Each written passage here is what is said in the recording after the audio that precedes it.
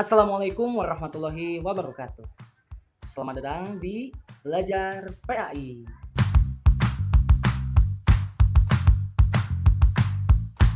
Insya Allah pada kesempatan kali ini kita akan mempelajari pendidikan agama Islam untuk kelas 11 atau untuk kelas 2 SMA ataupun sederajatnya. Nah, pada kesempatan kali ini kita akan membahas bab pertama untuk pelajaran PAI kelas 11, yaitu adalah membiasakan berpikir kritis dan semangat mencintai ilmu pengetahuan dan teknologi. Pada materi kali ini, kalian akan dihadapkan dengan salah satu ayat Al-Quran mengenai berpikir kritis, yaitu Quran Surat Al-Imran ayat 190 sampai 191. Yang mana di dalam ayat ini Allah Subhanahu wa taala memerintahkan kepada kita agar senantiasa berpikir kritis atau berpikir secara maksimal untuk menyikapi apa yang ada pada kehidupan ini. Termasuk untuk mengajak kepada umat manusia agar merenungkan penciptaan apa yang semuanya diciptakan oleh Allah Subhanahu wa taala. Berikut adalah kutipan inti dalam pelajaran kali ini, yaitu kita menganalisis tentang Quran Surat Ali Imran ayat 190 sampai 191, yang mana ayatnya adalah sebagai berikut. A'udzubillahi minasyaitonirrajim. Bismillahirrahmanirrahim. Inna fi khalqis samawati wal ardi wakhtilafil laili wan nahar laayatin liulil albab alladzina yadhkurunallaha qiyaman wa qu'udan wa 'ala junubihim wa yatafakkaruna fi khalqis samawati wal ardi Rabbana ma khalaqta hadza batila subhanaka faqina adzabannar. Nah, pada ayat ini tentunya kita mengetahui bahwa sesungguhnya Allah Subhanahu wa taala telah menciptakan langit dan bumi dan juga silih bergantinya malam dan siang. Pada penciptaan tersebut terdapat tanda-tanda bagi orang yang berakal atau ulil albab. Nah, perlu digarisbawahi kita akan menganalisis tentang ulil albab, yaitu orang yang berakal. Nah, maksud dari ulil albab itu apa? Nanti dijelaskan. Namun di dalam Quran Surat Ali Imran ini, ulil albab itu siapa? Yaitu alladzi yadhkurunallaha qiyaman wa qu'udan, yaitu orang yang mengingat Allah sambil berdiri atau duduk atau dalam keadaan berbaring, dan mereka memikirkan tentang penciptaan langit dan bumi seraya berkata, ya Tuhan kami, tiadalah Engkau menciptakan ini dengan sia-sia. Nah, tentunya di dalam menganalisis pada ayat tadi atau pada kalimat tadi, yaitu ada petikan kalimat ulil albab. Ulil albab itu diartikan sebagai orang yang berakal. Namun di dalam ulil albab ini ada beberapa aspek yang perlu diperhatikan agar bisa dikategorikan menjadi seorang yang ulil albab. Yang pertama adalah seseorang yang senantiasa mengingat Allah dalam berbagai kondisi.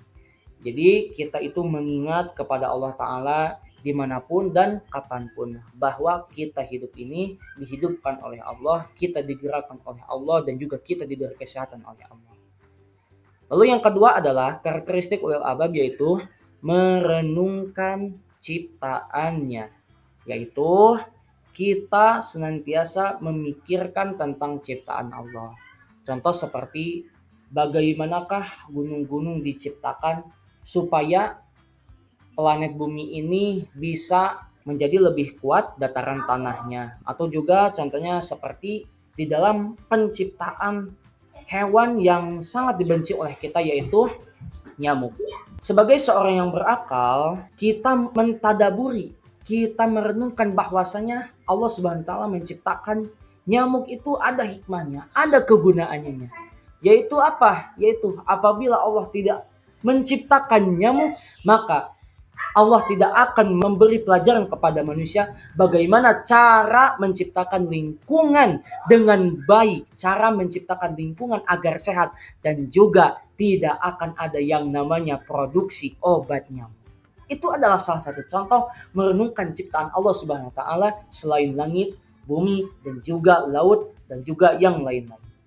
Lalu yang ketiga adalah aspek atau karakteristik orang yang ulil albab itu adalah memiliki akal yang lurus, yaitu memiliki akal yang bersih dan tidak terkontaminasi oleh sesuatu yang dapat menghancurkan akal kita, seperti meminum minuman yang haram dan juga memakan makanan yang haram. Yang keempat adalah pemikiran objektif, yaitu menghasilkan pemikiran kritis yang seimbang. Nah, maksud dari pemikiran objektif ini apa? Pemikiran objektif ini adalah kemampuan berpikir kita secara maksimal, secara baik, tidak terlalu tergesa-gesa, dan selalu untuk menganalisis mana yang benar dan mana juga yang salah.